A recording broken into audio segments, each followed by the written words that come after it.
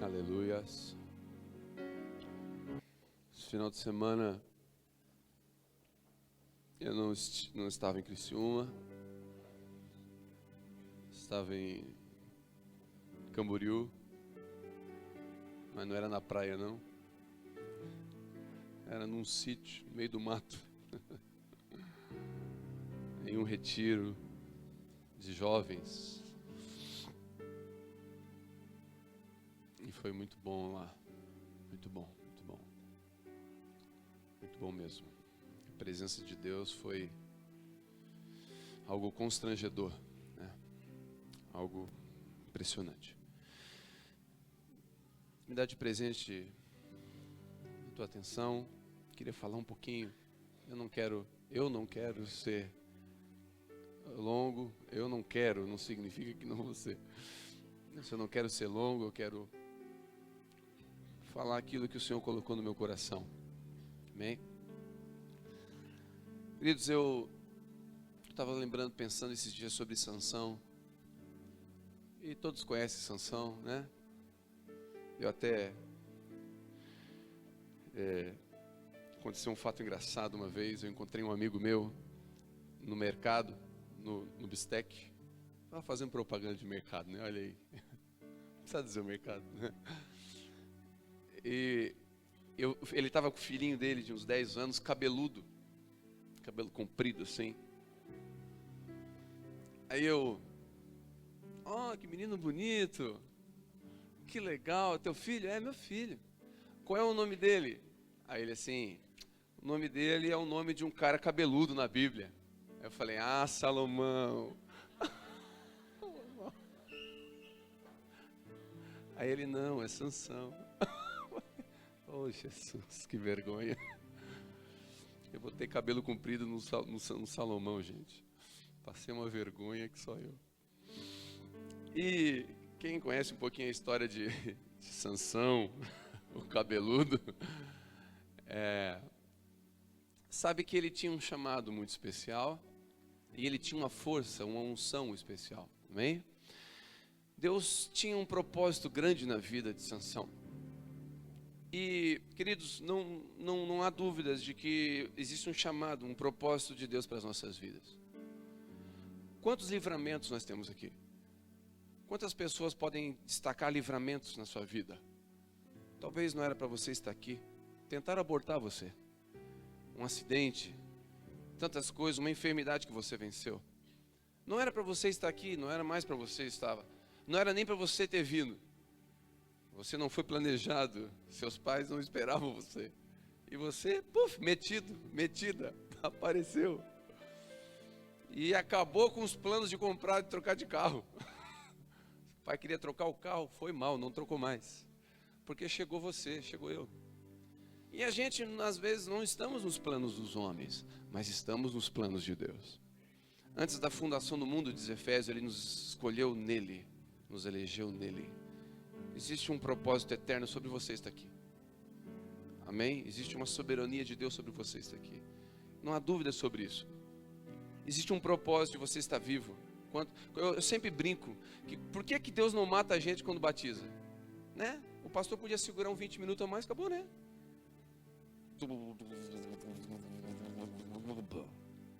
Porque tá batizando, né? Não desvia mais, né? Para que deixar sair dali? Vai que desvia, já mata no batismo. Por que Deus não mata a gente no batismo? Porque Ele tem propósito para a nossa vida ainda aqui. E não há dúvida sobre esse propósito. Mudanças de histórias da família, quantas maldições quebradas, quantas anulações, quantos casamentos de referenciais ruins nós tivemos, e hoje Deus mudou a nossa história. Amém, queridos? E se isso não aconteceu, eu profetizo, vai acontecer sobre a sua vida. Aquilo que foi de bom, que você viu nos casamentos ao redor da sua vida, você vai reter. Aquilo que não foi bom, Deus vai mudar a tua história. Você vai ser um bom pai, um bom marido, uma boa esposa. Eu te abençoo com essa palavra. Essa bênção vai te perseguir. Diga amém. Essa bênção te persegue. Às vezes, nós saímos de lugares improváveis. Queridos, dos 12 discípulos de Jesus, só tinha um com gabarito para ser discípulo de um rabino. Jesus era um mestre. Jesus ele era judeu. E ele tinha os seus talmidinhos, os seus discípulos. E só tinha um em condições teológicas, gabarito, para ser um discípulo. Um andava armado, o outro duvidava de tudo, o outro era deputado federal, não, estadual, não, era só gente legal. Gente, só tinha um com gabarito bom, sabe qual era? Judas Iscariotes. Se você estudar, você vai ver que Judas tinha um gabarito. Então, significa que gabarito humano não atrapalha o propósito de Deus. Deus escolhe eu e você de qualquer lugar. Deus pega eu e você da família mais simples, do lugar mais improvável, da forma mais improvável, tira você da janela quando você ia pular com depressão. Deus transforma, Deus tem o poder de fazer isso. Deus escolhe, Deus confunde a gente. Deus pega a gente lá da Sara e usa. Meu Deus, que milagre. Pode vir alguma coisa boa de Sara. Já diz a Bíblia. Ah não, de Nazaré. E Deus usa, gente. Até do Morro Estevo Deus usa. Da quarta linha. Meu Deus, que milagre. Até da Zulema. Meu Deus. E Deus tem poder de pegar os pelegos tudo. E bota um terno neles e deixa eles bonitos. Deus, ele transforma. Deus não tem problema em pegar caco e transformar em vasos de honra. Diga glória a Deus. Então, querido, não importa a tua situação, não quero saber, não me interessa. Ele pode transformar você hoje da água para o vinho. O primeiro milagre de Jesus foi transformar a água em vinho. Foi num casamento. Deus começou a mexer com a estrutura. Deus começou a dizer, eu vou fazer algo no casamento, porque é na família que começa a igreja. Por isso que nós batemos na tecla aqui. É uma família sarada que vai curar a igreja. Não é a igreja curada que vai sarar a família. Se nós tivermos famílias saradas, a igreja vai ficar curada. Se nós tivermos pais responsáveis, nossos filhos não desviarão do caminho. Me impressiona a quantidade de desviados nos presídios. De cada 10, 6 é desviado. Isso fala de uma estrutura. Fala da falta da transformação de água e vinho no casamento, na família. Mas Jesus não tem problema. Ele chega, faltou vinho, faltou tudo. Ele fala, não tem problema. Bota na minha conta, deixa comigo. Como diz o jogador, bota na minha. Deixa que eu resolvo. E ele vai lá e resolve. Ele tem poder de fazer isso, queridos. O meu Jesus, o Jesus que você conhece, o Jesus da Bíblia, ele ainda tem poder de transformar o homem. Ele não mudou. Ele transforma o mais vil pecador. Ele arranca a cocaína. Ele arranca a AIDS. Ele ainda tem poder de curar. Ele não mudou. Pedro, os discípulos improváveis, a infertilidade. Às vezes a gente olha para a nossa vida, nada dá certo. Nada. Aí Deus olha para você. Você nada dá certo, né? Terra boa para me agir. Porque Deus gosta desse negócio de nada dar certo. Parece que ele tem um prazer com o improvável. Porque daí o poder dele, o nome dele é glorificado. Aí o nome dele sobe. A revelação do amor de Deus, imensurável por nós. Estávamos perdidos e fomos achados. Éramos cegos e agora vemos.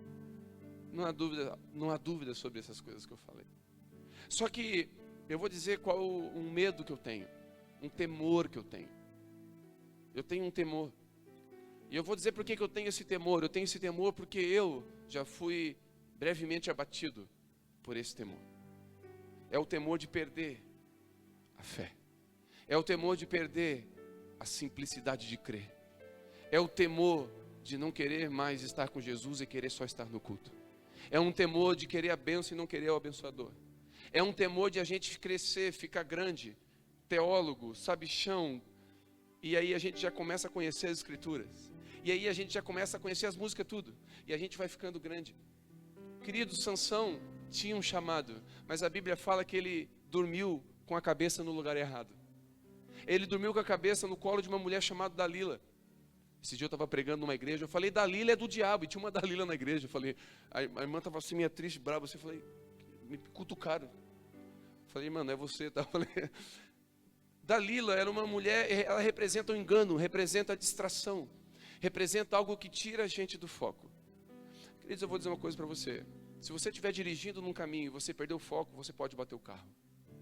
O diabo não precisa botar um carro na contramão, basta distrair você. E às vezes nós estamos ali buscando a Deus, e aí uma distração tira a gente. Eu estava brincando esses dias que o problema do Pokémon é a distração, querido. Não é o Pokémon, é a distração. A gente se distrai facilmente. O WhatsApp nos distrai. A internet nos distrai. E a gente perde facilmente o rumo. E a gente estava indo tão bem. E de repente a gente se perde.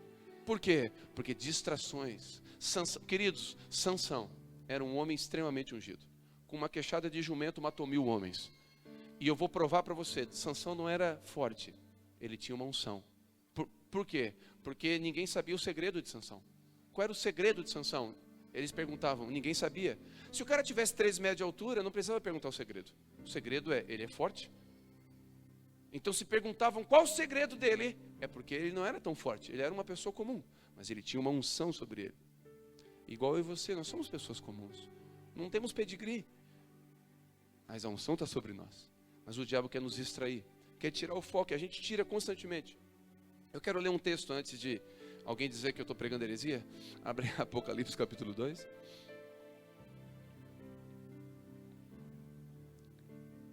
Eu quero dizer para você que essa noite Deus não quer muito de você, Deus quer tudo. Essa noite Deus quer você de volta. Deus quer alinhar os seus olhos de novo. Deus quer trazer o meu e os seus olhos para um lugar que você nunca devia ter tirado. Apocalipse 2, versículo 1.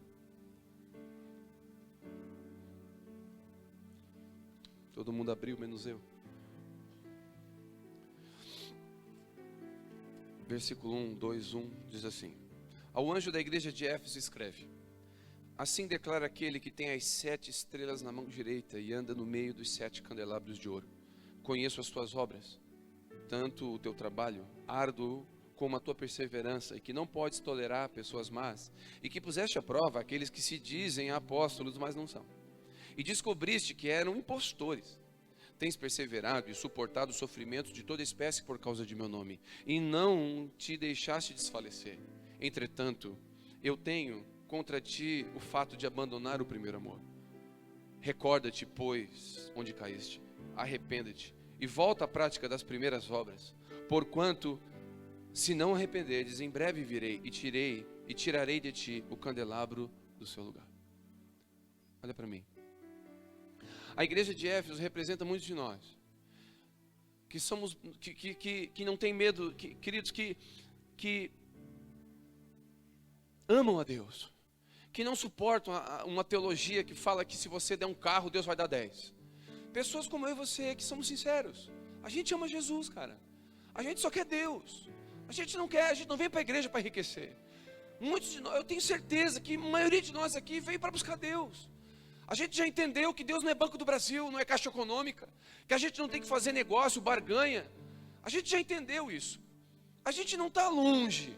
A gente não suporta pessoas hipócritas. A gente fica provando a teologia. Se alguém prega alguma coisa contrária ao que diz a Bíblia, isso não é. Nós amamos Jesus. Isso é uma verdade. Com as nossas falhas, com os nossos defeitos, com a nossa forma. Mas nós amamos Deus. Nós somos como a igreja de Éfeso, uma igreja top, uma igreja legal. As pessoas não são tão más assim. Elas querem Deus. Muitos querem Deus e são sinceramente enganados. E eles buscam Deus, aqui fala, eu vejo a tua força, eu vejo a tua vontade de acertar, o teu desejo de tratar bem a tua esposa, o teu desejo de mudar como marido, como esposa, eu vejo esse desejo. Eu estou observando a tua vontade de crescer. Deus está dizendo, queridos, quem fala aqui é Jesus. E quando ele fala aqui para a igreja de Éfeso, não fala para uma igreja, uma placa. Ele está falando para pessoas. A igreja de Éfeso representa são pessoas. E são pessoas bem intencionadas. E eu acredito que quando ele começa a declarar a sua soberania, ele diz, eu conheço. Ele está dizendo, eu sei o teu desejo de acertar. Ele conhece as nossas limitações. Ele sabe que queremos defender o evangelho de Jesus, que somos contra teologias fora da Bíblia, que não aceitamos qualquer coisa, que perseveramos em meio às lutas, que estamos aqui chorando, mas estamos aqui. A gente chora, mas não nega fé. A gente está aí, querendo acertar, de vez em quando trupica, mas não cai. Eu lembrei até de uma música, nós trupica, mas não cai. Não tem uma música que fala isso? Às vezes nós trupica, mas não cai. E nós vai indo. Agora assassinei o português, né? Nós vai indo. E nós vai. Como diz os guris, é nós. Estamos dispostos a sofrer. Os irmãos de Éfeso eram top, irmão. Eles eram bênção. Crentes exemplares. Porém, eu tenho contra ti. Essa palavra tenho contra ti de Jesus, cara, para mim é muito forte. Jesus chegar para mim e dizer: Telmo, eu vejo o teu desejo de acertar, eu vejo o teu empenho, eu vejo o teu tempo lendo a Bíblia, eu vejo o teu jejum, mas eu tenho porém contra ti. Essa palavra é muito forte. Jesus chegando para mim e para você dizendo: eu tenho contra ti. Cara, Jesus ter algo contra mim me preocupa. O mundo tem algo contra mim, Satanás tem algo contra mim, as pessoas têm algo contra mim, a religião tem algo contra mim, eu não estou nem aí. Agora Jesus tem algo contra mim me preocupa. Jesus chegar para mim e dizer: olha, eu tenho algo contra ti. E aí eu fui pensar nisso, falei: Jesus, o que tu poderia ter contra mim? E ele falou: eu tenho contra ti que tu abandonou uma coisa que tu não podia ter abandonado. Eu tenho contra ti que tu abandonou a simplicidade. Eu tenho contra ti que tu abandonou a paixão. Eu tenho contra ti que tu ficou religioso. Eu tenho contra ti que tu virou mecânico. Eu tenho contra ti que tu chega na minha presença e tu não tem mais temor. Eu tenho contra ti que o meu nome sai da tua boca a qualquer hora sem te pensar. Eu tenho contra ti que a minha presença não é mais o teu prazer. Eu tenho contra ti que tu me deixaste. Mas Senhor, eu te amo. Tu me ama, mas tu me deixou. Como um marido que diz que ama a esposa e abandona. Como um filho que diz que ama o pai e vai embora. Você me deixou.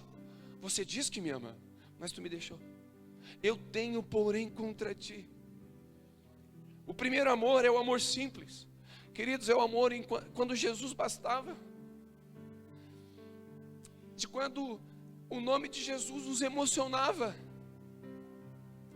De quando subir no monte com um violão e 2 notas resolvia.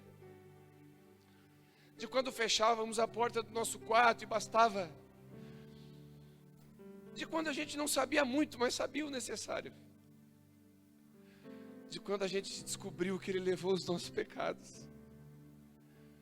De quando a alegria de servir Jesus era maior do que a alegria das bênçãos que Ele nos dava. Quando comíamos e agradecíamos pelo que comíamos. Pelo mais simples que fosse, toda palavra falava. De um tempo em que a gente não estudava a Bíblia para discutir, mas estudava a Bíblia para conhecer mais Ele. De um tempo que a gente, nós não desprezávamos o maná, e começamos a ter, e paramos de ter as revelações do alto, e paramos de Deus falar conosco. Num tempo que Deus falava de qualquer jeito, nós víamos um passarinho, Deus falava, nós abria a Bíblia, Deus falava, nós acordava mais cedo, era Deus falando, nós sonhava, Deus chamava, tudo era Deus. Agora nada mais é Deus. A gente esqueceu da simplicidade de pôr os joelhos antes do culto, esqueceu da simplicidade, achou: Deus ouve de qualquer maneira. Ele ouve, irmão, Ele ouve deitado, Ele ouve tomando banho, Ele ouve você no vaso, em qualquer lugar. Deus não tem problema de ouvir, Ele ouve. Mas Paulo diz: por esse motivo ajoelho-me. O que é que Paulo está dizendo? Eu tenho motivos para me pôr de joelhos. Ele é o meu Senhor, Ele é soberano, eu quero me pôr de joelhos diante dEle. Do tempo que tínhamos temor, e a gente agora ora de qualquer jeito, afinal, eu estou amigão dEle, Ele me ouve. Não, queridos, de um tempo em que Ele era Deus. Ele não deixou de ser Pai. Ele continua sendo Pai. Querido, meu Pai está aqui, eu abraço Ele, eu beijo Ele, mas Ele é meu Pai. Se Ele levanta a voz para mim, Ele é meu Pai. Eu vou temer a voz dEle alta. E Deus está dizendo para mim e para você: eu tenho contra vocês. Vocês, o que aconteceu com vocês? Onde é que vocês se perderam? Quando tínhamos revelações. O primeiro amor é aquele que acreditávamos na oração antes de acreditar no remédio. De um tempo que a gente orava, irmão, por qualquer coisa. Agora a gente acredita mais no remédio do que na oração. A gente tem plano de saúde, a gente resolve tudo, a gente não ora mais.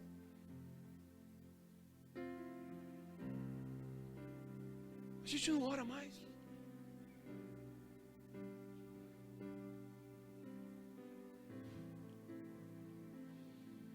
Quando gostávamos de aprender, sentar para ouvir. Muitos de nós hoje temos dificuldade de sentar para ouvir. Pois achamos que sabemos tudo. Deixa eu falar uma coisa, quando a desafinação do grupo de louvor não atrapalhava a nossa adoração.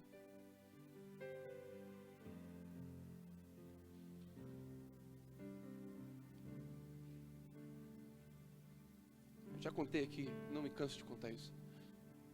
Uma vez eu estava no Renascer, chegou uma irmãzinha do Coque. Aleluia. Pentecostal, irmão. Cheio de Deus. Vasinho pequeno enche rápido. Ela tinha 1,50 m. Aquilo ali ela começa a cantar, Deus enche rapidinho. A gente que é mais grande demora. Mas é assim, quando a gente é pequeno diante de Deus, Ele enche mais rápido mesmo. Quando a gente está grande, que Ele não enche. E ela chegou lá, irmão, posso cantar um hino? Eu falei, ai. Eu estava com o violão para ministrar o louvor. Eu falei, eu vou deixar essa irmã cantar. Depois eu pego o violão e arrebento. Eu estou confessando aqui o meu pecado, tá bom, irmão? Não tem problema não. Aí ela pegou o microfone, eu falei, cadê o CD, irmã? Não tem no CD não, irmão, é na voz. E ela começou a cantar em Fi sustenido pior. Irmão, pensa um negócio desafinado, irmão. Ela começou, você veio buscar uma benção, Jesus tem benção para dar, solta o cabo da nau. Ela emendou um pupurri, irmão. Era um atrás do outro, irmão. E ela terminou com mais perto quer. E o Espírito Santo falou para mim assim, olha para o rosto dela.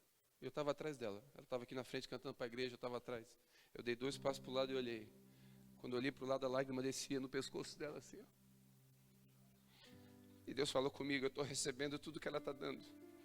Está subindo nos céus como perfume, filho. Eu estou cheirando a essência que ela está me mandando aqui. E tu nem canta hoje, porque eu não vou te ouvir mais. Eu falei, ai. O assunto ficou sério. Meu irmão, eu me ajoelhei e fui chorar junto com a igreja. Aquele dia Deus me ensinou que nós temos que voltar à simplicidade de adorar a Deus com o que a gente tem, do jeito que a gente é. Eu não tenho que impressionar ninguém com a minha voz. Eu não tenho que impressionar você com a minha pregação. Eu tenho que impressionar Ele com o meu coração. Eu tenho que impressionar Deus com a minha sinceridade, com a minha verdade. Eu tenho que ser eu, ainda que seja eu teimoso, ainda que seja eu Tomé, ainda que seja eu com medo. Deus, Jesus, eu me afundei, me estende o braço. Não tem problema, Pedrão, estende o braço aí que eu te seguro. Ainda que seja eu, ruim. Quando criticávamos menos. Quando orávamos e acreditávamos que os nossos familiares iam ser salvos. A gente orava por eles, irmão, a gente parou de orar. A gente, Deus sabe o que está fazendo. Não, irmão, a gente orava pelos nossos familiares, a gente parou de orar. A gente largou eles na mão de Deus. Tá aí, Deus, ó, pega aí. Não, irmão. A Bíblia fala de uma mulher perseverante que dia diante de juiz julga a minha causa, julga a minha causa, julga a minha causa. E a Bíblia fala que o juiz falou, ai, que mulher pertinente, eu vou julgar a causa dessa mulher. E Jesus elogiou aquela mulher, irmão. Nós temos que voltar a orar, até quando? Até Deus responder. Nós temos que voltar a orar, voltar a acreditar na oração. Quando chamávamos Deus de Pai e não de Jeová Jireh, a gente descobriu que Deus é Jeová Jireh, irmão. E a gente agora é Jeová Rafá, Jeová Nissi, Jeová Shalom e um monte de Jeová. Eu estava vindo no carro, a Vitória e a Sara foram comigo para Camboriú. Pensa a festa. Atrás eles fizeram cabana atrás do carro. Eu vinha dirigindo, de vez em quando eu olhava, não via nada no retrovisor, tinha cabana atrás do carro. Era uma festa, irmão. E aí nós brincamos de letra e palavra. Eu falo uma letra e cada um fala uma palavra. E aí contava até 5 para quem e não falava, perdia.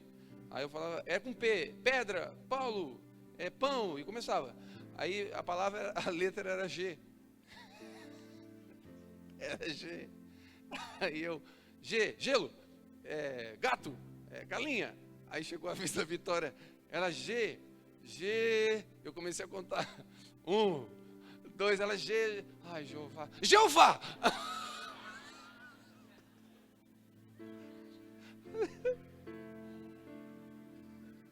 Falei, valeu. Próximo, vai, Sara.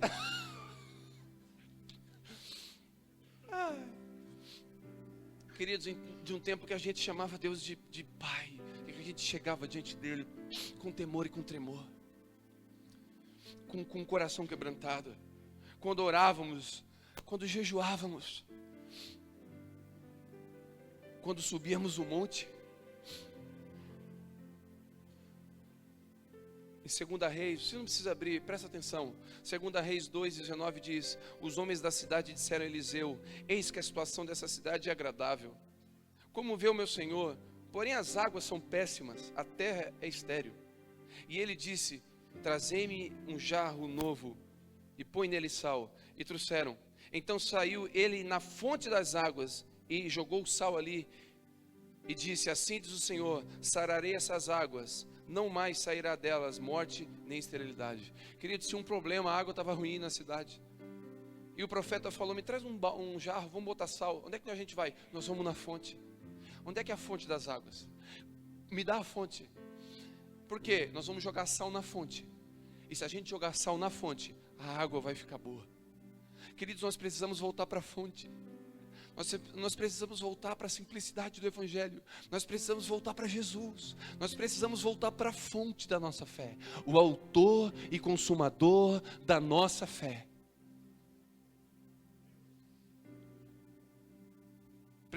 A nossa cura, a mudança como marido, como esposa, está na fonte. Não está na Abapai. Não está numa campanha de 7 semanas. Não está numa corrente de oração em que você... não, querido, está em Cristo. Está em Jesus. A sua fonte, a fonte da sua cura não está eu botar a mão sobre você, querido. Não está num lenço ungido, numa vassoura ungida, querido. Não está nessas coisas. Isso é macumba. Não, queridos, Jesus basta. Jesus basta. Ele é o bastante. Ele tem poder de transformar eu e você. Lembra onde caíste? Caímos quando olhamos para os homens. Caímos quando olhamos para o líder, para o pastor que errou. Caímos quando começamos a olhar para os grandes pregadores e cantores andando de carro importado. E olha, eles não poderiam andar. Começamos a olhar para os homens, querido. Todas as vezes que olharmos para os homens, vamos cair. Sabe por quê? Porque os homens que nós olhamos são tão ruins quanto a gente. Todas as vezes que alguém olhar para você, vai cair. Então não joga pedra em ninguém porque você é tão ruim quanto esse homem que você está olhando. Todas as vezes que olhamos para o homem, caímos. Caímos quando olhamos para os homens. Caímos quando relaxamos nas primeiras obras. O jejum. A simplicidade do jejum. A oração sozinho no quarto. A generosidade quando você assistia alguém que estava faltando algo.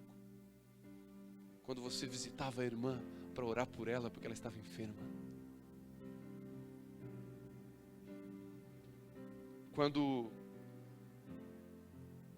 não vigiamos, nos distraímos, como Sansão. Caímos quando deixamos o pecado nos dominar. Caímos quando ficamos orgulhosos espiritualmente. Queridos, o pior pecado, na minha opinião, um dos mais difíceis de ser enfrentados, é o orgulho espiritual. Eu vou dizer por que eu acho que o orgulho espiritual é um dos pecados mais difíceis para nós. Porque ele vem disfarçado de santidade. Afinal, eu jejuo. Afinal, eu oro. Afinal, meu dízimo é maior. Afinal, eu não falto um culto. Afinal, esse orgulho espiritual é um dos piores pecados da igreja. Sabe por quê? Porque ele é difícil de perceber, ele vem disfarçado. Ele tem cara de santidade. Você lembra daqueles 2 homens orando no templo? Um dizia: Senhor, eu não sou como este. Eu sou diferente. Eu jejuo 3 vezes por semana. Queridos, não tem problema jejuar 3 vezes por semana. Não tem problema dar o dízimo. Não tem problema você estar nos cultos. O problema é quando essas coisas fazem você pensar que você é melhor que alguém. O problema é quando essas coisas fazem a gente pensar que a gente é melhor que o outro que não faz isso. Quando eu penso assim, eu cresço. Queridos, a Bíblia nos compara com a oliveira. A oliveira é uma árvore. Quem já viu uma oliveira, tem, pelo menos em foto, vai perceber que a oliveira é uma árvore feia. Eita, árvorezinha feia, igualzinha em você. feinho de ver. Ruim que só Jesus para amar. Irmãos, a gente é tão ruim que se a gente fosse escolher a nós mesmos, a gente não escolhia. Fala a verdade, você se escolhia? Eu não me escolhi, irmão. Escolhi outro. A oliveira, se você vê o tronco dela, ela parece que ela cresce sofrendo. Olha eu imitando a oliveira. Ela cresce sofrendo, o tronco é assim, ó, vai se torcendo assim, ó. É horrível, gente. O tronco da oliveira é feio. Mas você sabia que o jardineiro, quando a oliveira começa a crescer e ela passa da altura, de uma certa altura, ele poda ela por cima. Sabe por que ele faz isso? Para que até uma criança possa pegar fruto dela. Quando a gente cresce demais, ao ponto de um pequenino, ao ponto de uma pessoa que não tem a sua fé, ao ponto de uma pessoa que não conhece a Bíblia, não poder tocar em você. Quando você cresce num ponto em que você fica tão espiritual, em que você não para ouvir mais uma senhorinha, uma criança. Quando você cresce ao ponto de você querer só entrar em grandes discussões, Ele precisa nos podar. E Jesus diz em João 15, eu sou a videira, vós os ramos. Aquele que está em mim, eu podo, para que dê mais fruto. Sabe o que Deus precisa fazer comigo e com você? Como uma oliveira. Podar. E Ele está dizendo para mim e para você nessa noite, tenho contra ti. Preciso te podar. Você cresceu demais. Você me deixou para trás. Você não me ama como amava. A minha presença não te constrange mais. O meu nome não te impressiona mais. Eu vou te podar. Porque Jesus dói. Poda dói. Dói. Mas eu podo porque eu te amo, assim como um pai que corrige um filho. Eu podo porque eu sou apaixonado por você. Está aqui o meu alicate. Meu Espírito Santo é o meu alicate. Tenho contra ti, igreja de Éfeso. Tenho contra ti que deixaste a simplicidade. Tenho contra ti que abandonaste as coisas simples. O conselho de Jesus é volta. Volta a orar. Volta a ficar com Deus. Volta a jejuar. Volta a ler a Bíblia e meditar nela. Volta a praticar generosidade. Volta a doar. Volta a falar do amor de Deus para as pessoas. Para de pregar Abba Pai. Para de pregar pregador. Para de oferecer CD de cantor. Oferece Jesus para as pessoas. Volta à simplicidade. Amós 9:11 diz, naquele dia tornarei e levantarei o tabernáculo de Davi, que está caído. Repararei as suas brechas e tornarei a levantar as suas ruínas e reedificarei como nos dias antigos. Queridos, por que Deus fala que vai restaurar o tabernáculo de Davi e não fala que vai restaurar o templo de Salomão? Teve um cara aí que restaurou o templo de Salomão, tentou fazer o templo de Salomão, o cara não sabe nada. Deus está com saudade da tenda. Deus não tem saudade do templo de Salomão. Deus não tem saudade da pompa, da postura, do glamour do templo de Salomão. Deus tinha saudade da tenda de Davi. Deus tem saudade daquela tendinha de couro, puxada com estaca no deserto. Aquela adoração no meio do deserto, irmão. Deus tem saudade daquele tempo em que você estava na luta. Você levantava suas mãos no quarto e você dizia, eu te amo, Jesus, no meio dessa luta. Ele tem saudade disso, da coisa simples. Em que você não queria saber por que você está passando a luta. Você queria adorá-lo no meio da luta. E aí Ele sabe o que faz. E Ele vai te dar a direção. E aí você descansa. Por que Deus não restaura o templo de Salomão? Ele tem saudade da adoração simples, porém ininterrupta. Na tenda de Davi a adoração era 24/7. Era adoração ininterrupta. do tempo que a gente adorava, e aí eu vou entrar em outro assunto, mas não vou me estender, do tempo que a gente entendia que quando eu sou marido eu adoro, que quando eu sou esposa eu adoro, de quando eu prego eu estou cultuando a Deus, mas quando eu levo minha esposa para jantar eu também estou cultuando a Deus, de um tempo que a gente entende que a gente não não tem vida secular, que a gente é integral, que a minha vida é santa, e eu ofereço o meu corpo como sacrifício vivo, santo e agradável, querido. De quando eu não fico, que eu me guardo de ter relações antes do casamento, não é porque o pastor vai ver, não é porque a minha mãe vai ver, é porque eu tenho temor do meu Deus, e eu tenho santidade no meu corpo, e eu estou dando um culto a Ele contínuo. O culto não é domingo à noite, porque o culto vai onde você vai, você presta um culto a Ele. E tudo que a gente faz. Deus tem saudade da adoração ininterrupta. Sabe o que é isso? De quando a gente entende que tudo que a gente faz, quer comais, quer bebais, façais tudo para a glória dele. Não, eu vou tocar na igreja. Não, vou tocar, aleluia. Dá até uma incorporada. Não, tem uns irmãos, não, peraí, falta meia hora para pregar. Vou jejuar, preciso me concentrar e me santificar. E o resto da vida, o resto do dia, o resto da semana, não. Um culto ininterrupto, uma adoração ininterrupta, um relacionamento diário com Deus.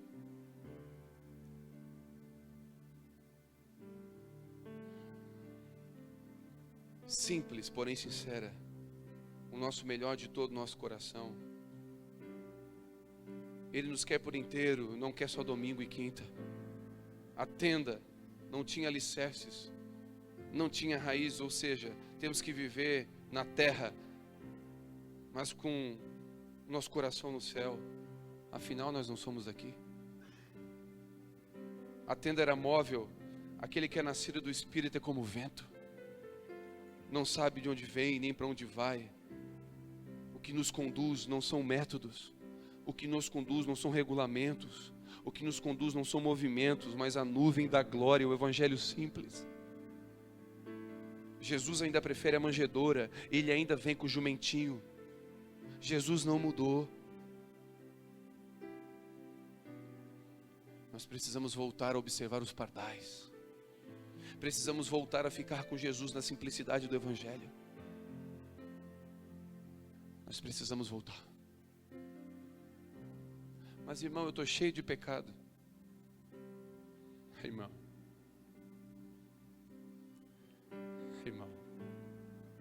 se você acha que você está cheio de pecado e você não pode se achegar a Ele, você está atribuindo o poder de transformação a você. O poder de transformação não está em mim. Então, se eu estou cheio de pecado, eu vou me achegar a Ele. Ele é poderoso para me purificar. Ele é poderoso para limpar. Ele é poderoso para me levar em lugares altos. Ele é poderoso para mudar a minha sorte, mudar o meu nome, mudar meu cativeiro. Ele é poderoso para me transformar. O meu trabalho é um só, é me achegar. É reconhecer, Senhor, eu joguei a unção fora. Eu deitei no colo de Dalila. Eu preciso voltar a me dar força de novo.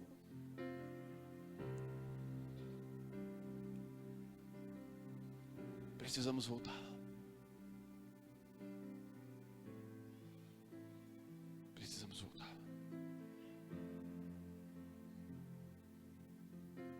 Ah, mas irmão, eu nunca me entreguei para Jesus. Que negócio é esse de voltar? Então você precisa se achegar. A palavra para você é: vinde a mim, vós que estáis cansados. Se achega a Ele, a unção vai vir sobre você. Se achega a Ele, Ele vai te dar força para vencer 1000. Se achega a Ele, Ele vai te dar vigor. Se achega a Ele, Ele vai transformar o teu cativeiro. Mas a palavra para a maioria de nós aqui hoje é: eu tenho porém contra ti, que deixaste a simplicidade, que deixaste as coisas simples, e você cresceu demais. Você colocou os olhos na religião. Tira os olhos dela. Coloca os olhos nele de novo. Você tem um dom. Você tem um chamado. Você sabe disso. Eu vou repetir. Tem gente que precisa ouvir isso aqui. Você tem um dom. Você tem um chamado. Você sabe disso. Você sabe que tem uma unção sobre você. Você sabe que você está fugindo. Você sabe que você veio aqui hoje porque Deus está te cercando. Você sabe que Deus quer você. Você sabe que Deus quer você de volta. Oh, Espírito Santo. Feche seus olhos.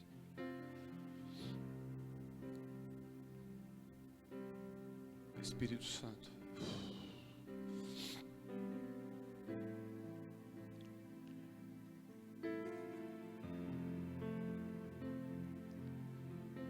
Eu quero voltar.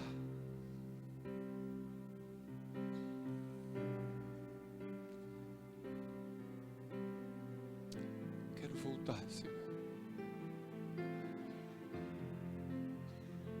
Voltar para um lugar. Um lugar da simplicidade.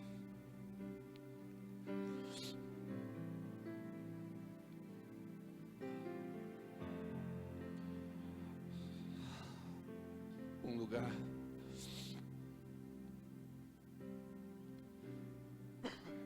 onde a gente não sabia muito,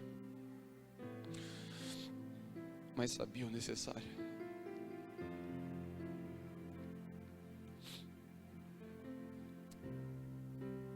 Um lugar em que a tua presença era importante para nós.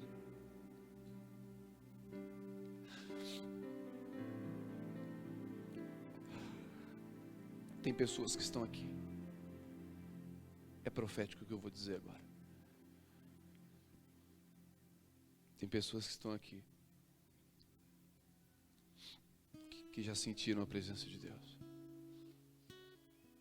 e sabe como a presença de Deus é boa.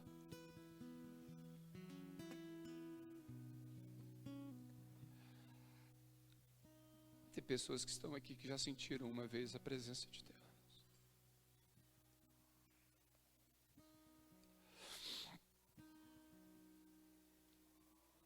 E sabe como a presença de Deus é poderosa. Algumas coisas afastaram você dessa presença.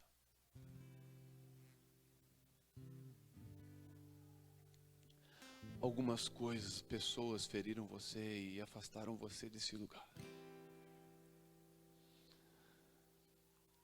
O Senhor está dizendo: tenho contra ti que tu deixou essas coisas te tirar de mim.